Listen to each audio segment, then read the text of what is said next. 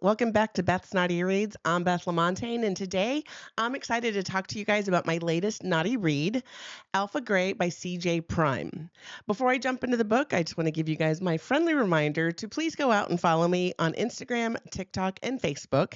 You can find me under Beth's Naughty Reads. Also, take a moment to thumbs up this episode and subscribe to my channel so that you get notices of my new episodes as they release. So, again, today we're talking about CJ Prime. CJ is an award-winning, best-selling author of steamy romance novels. She specializes in angsty, spicy love stories full of twists and turns and hard-fought happy endings. She dabbles in a wide variety of genres, to include paranormal, dark, contemporary, and fantasy romances.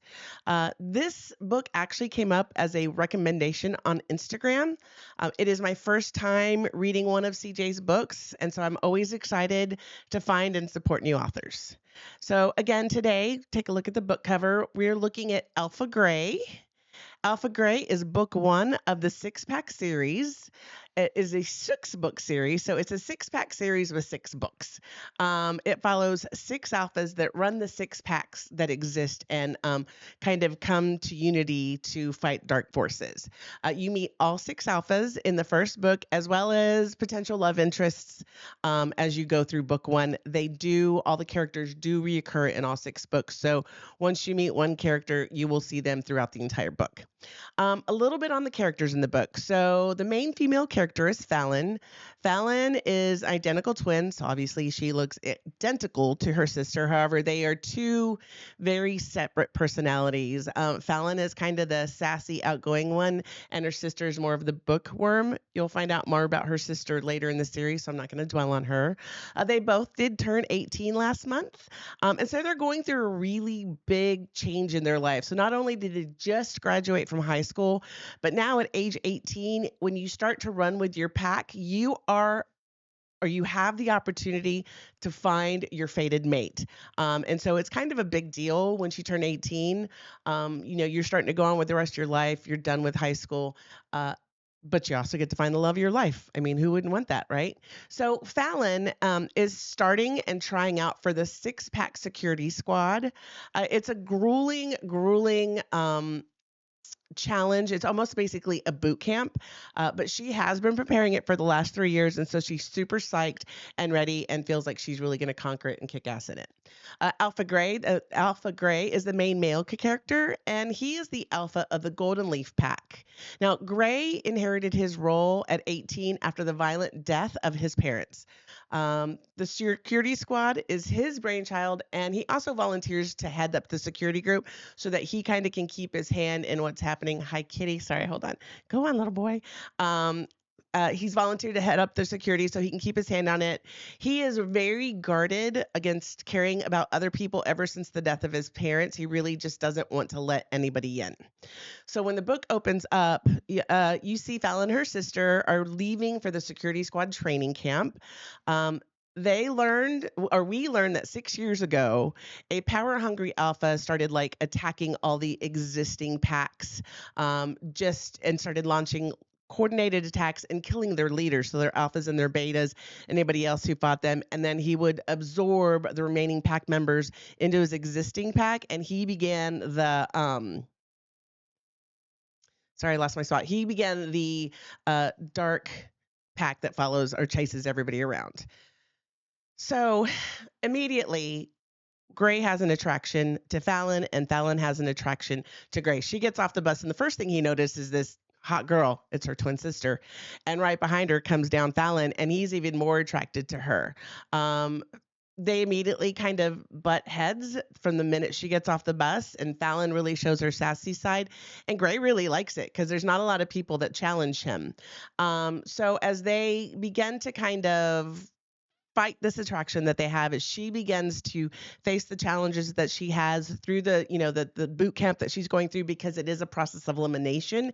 Every week they eliminate X amount of people until they get down to their 13. So they're only taking 13 out of 50 people. So it is trying, it is taxing. You have to do better than everybody else, right? one of the weekends, so when they have their pack runs, you can either run with the school pack, so everybody you're in boot camp with, or you can go home for the weekend and run with your original pack. And so Fallon and her sister go home that first weekend so that they're homesick. They want to see their parents and they run. Well, she's got a rival that kind of just started out of nowhere, and a girl that liked her before she left over the weekend now has it out for her, and she has no idea why. And she proceeds to tell Fallon in the cafeteria that while she was gone, Fallon was cozying up to some other girl while they were in their wolf form, and it just turns into a nasty fight. And we see Fallon's incapable of really managing her anger or keeping her mouth shut, and she gets into a lot of trouble, almost gets kicked out of the security squad. And so she's kind of wrestling with that. She's really mad at Gray because Gray's almost the one kicked her out. So they're both really struggling with the attraction because they're trying to not like each other for different reasons. Gray feels like his leadership requires him to be too dedicated to the things around him. So he doesn't feel like he has time for anything outside of the security pack and his regular pack. Fallon struggles to make the security squad, as well as worrying about the next full moon, because as they finally give in to their attraction, they know the next full moon is coming up and she's going to stay and run with the school pack. And what if they find out that they're not each other's true, fated mate? That would kind of begin the end of their relationship, and they like each other so much. I have a couple excerpts that I'm going to read to you guys. This is early on in the book when they finally begin to give in to their attraction. It starts off with Gray, and then the second piece follows up with Fallon's thought. And they are arguing a little bit because, again, her competitiveness almost got her in trouble. And so she's telling him off, saying that he's playing games. So he yells at her, "You think I'm the one playing mind games?" He growls, "How could I be playing mind games when I can't even fucking think straight when you're around?" Fallon gasps, What? She stares back at me with naked vulnerability, and I catch a whiff of her arousal, setting my wolf surging to the surface. All rational thoughts leave my body, and as I move my right hand from the tree to her jaw, cupping it roughly with my thumb under her chin and lunging forward to crush my lips against hers. The moment our lips meet, she melts against mine, and her lips gently part to accept the kiss. Fallon says, I don't have time to think about it or question it because uh,